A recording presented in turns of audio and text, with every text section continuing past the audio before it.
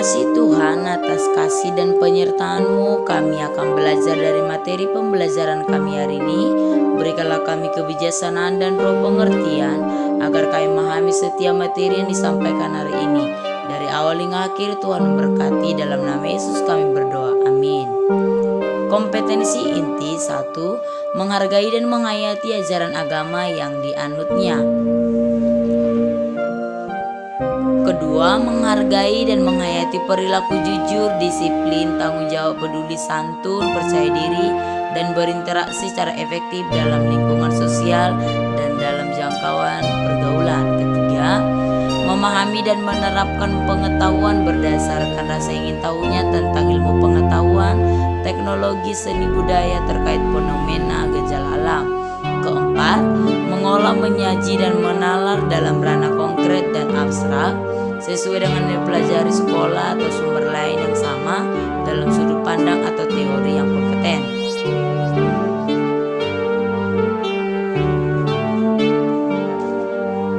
Kompetensi dasar yaitu 1. Menjelaskan karya Allah melalui perubahan-perubahan baru yang dihadirkan gereja di tengah-tengah dunia.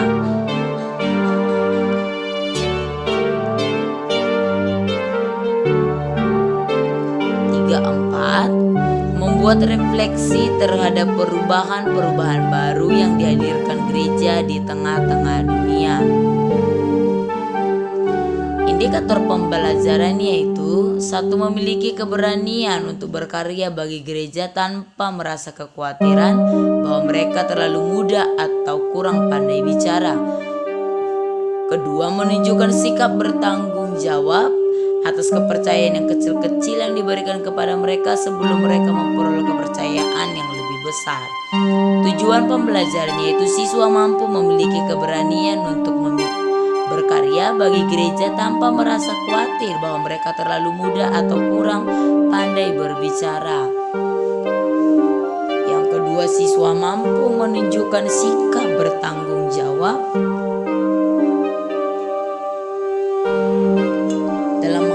kecil dan mereka percaya untuk mengerjakan hal yang besar. Materi pembelajaran kita yaitu gereja dan orang muda belajar dari tokoh Alkitab. Pandangan tentang gereja di masa sekarang, remaja lebih suka melakukan hal-hal yang lebih menarik daripada gereja yang membahas khotbah yang tidak berkaitan dengan masalah orang muda. Pandangan tentang gereja pada umumnya bukanlah tempat menyenangkan pikiran remaja. Kebanyakan bangku gereja dipenuhi oleh orang tua bahkan lansia.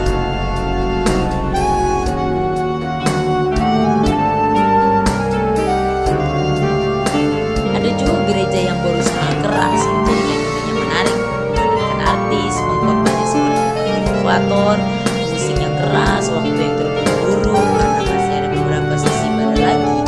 Ibadahnya sebagai konser, seperti konser, mimpinya seperti artis. Agama seringkali menciptakan rasa takut akan berkalah, takut akan kompas pribadi kita sendiri, takut akan hal-hal yang tidak suci.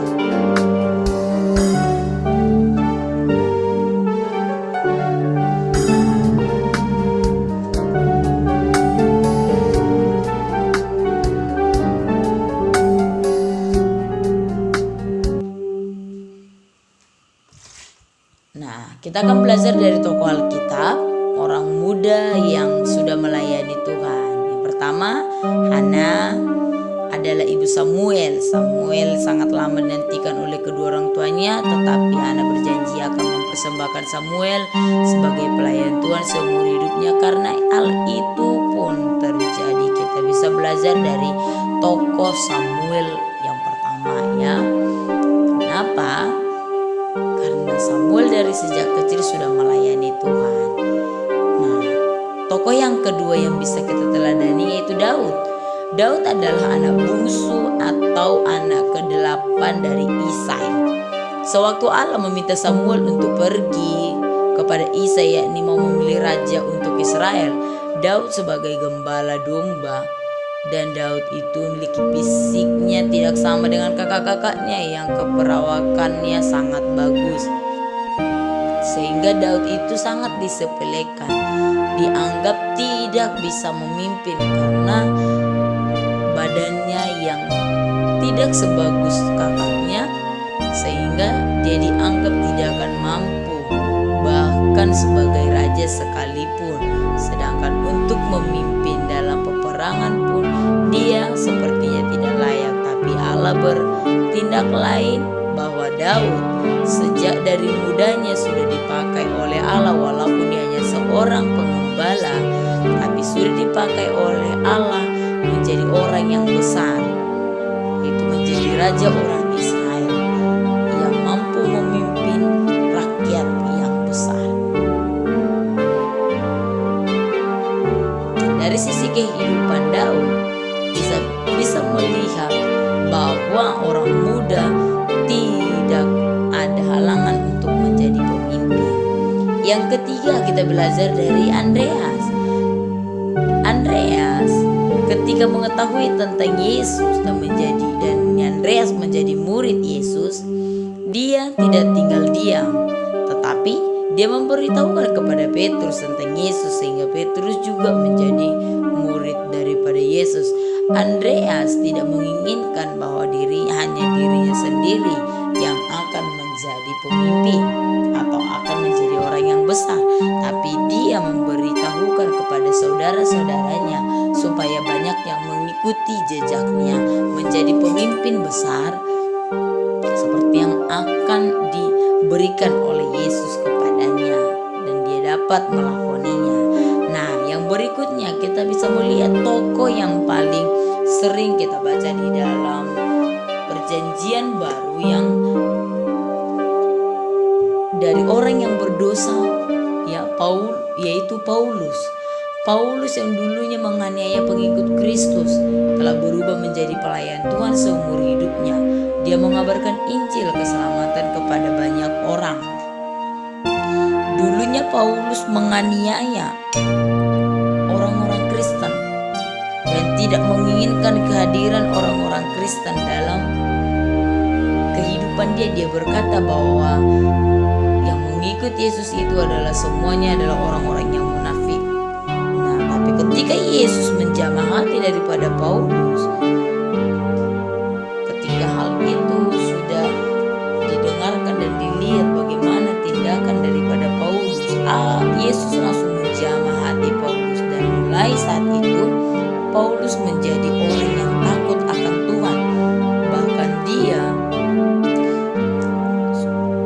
memberikan seluruh kehidupannya sampai dia meninggal untuk kemuliaan nama Tuhan. Nah, yang berikutnya kita bisa belajar juga dari Timotius yang memiliki badan yang sangat kecil. Sejak kecil Timotius sudah rajin beribadah, berdoa, dan membaca Alkitab. Ia dididik oleh ibu dan neneknya, yang pada akhirnya Timotius sungguh-sungguh melayani Tuhan sejak usia yang masih sangat muda. Ketika di usianya yang sangat muda belia, karena dia sudah dididik oleh neneknya dan juga ibunya yang juga takut akan Tuhan, Timotius juga mengikuti jejak ibu dan neneknya menjadi pelayan Tuhan dari sejak kecil. Dia adalah anak yang berbakti kepada orang tua, bahkan juga berbakti kepada Tuhan. Dia sangat rajin berdoa, rajin membaca Alkitab, dan juga rajin beribadah. Sejak kecil dia sudah menjadi pelayan Tuhan yang setia.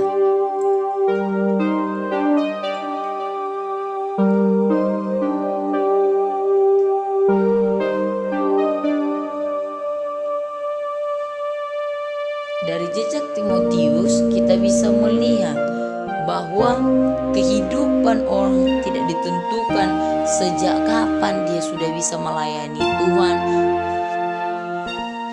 dan tidak ditentukan oleh usia. Nah, pelayanan apa yang bisa kamu kerjakan? Pelayanan mimbar, musik, membantu di belakang layar, membantu mengurus gereja, terlibat dalam pelayanan lapangan, dan bahkan lain sebagainya. Kamu sebagai generasi muda bisa mengerjakan hal-hal yang sangat penting dalam pelayanan. Ambil pelayananmu sebagai orang yang muda, yang berkreatif, yang memiliki kreasi yang sangat indah dan besar, yang mampu kamu tunjukkan dalam pelayananmu di gereja kamu masing-masing.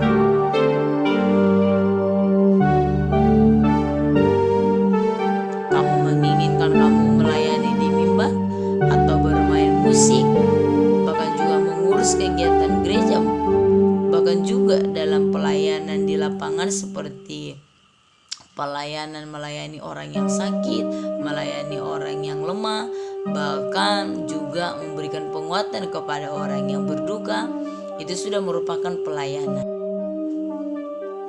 Nah, kesimpulan dari materi kita hari ini yaitu gereja membutuhkan orang muda, karena orang muda adalah masa depan gereja. Tanpa orang muda, masa depan gereja akan terancam.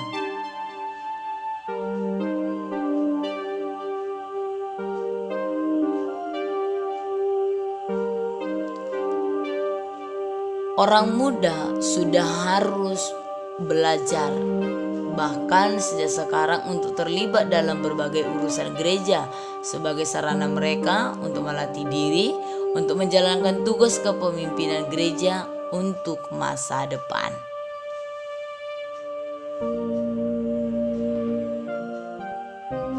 Anak-anak Miss yang ada di rumah, sampai di sini materi pembelajaran kita hari ini, dan kita akan akhiri di dalam doa. Kita berdoa. Terima kasih Tuhan buat materi pembelajaran yang telah kami terima hari ini. Biarlah kami mengerti dan memahami setiap pembelajaran kami. Ajari kami untuk lebih mengerti lagi. Dalam nama Tuhan Yesus kami telah berdoa dan mengucap syukur. Amin. Oke, anak-anak Miss yang ada di rumah, sekian materi kita untuk hari ini. Sampai bertemu kembali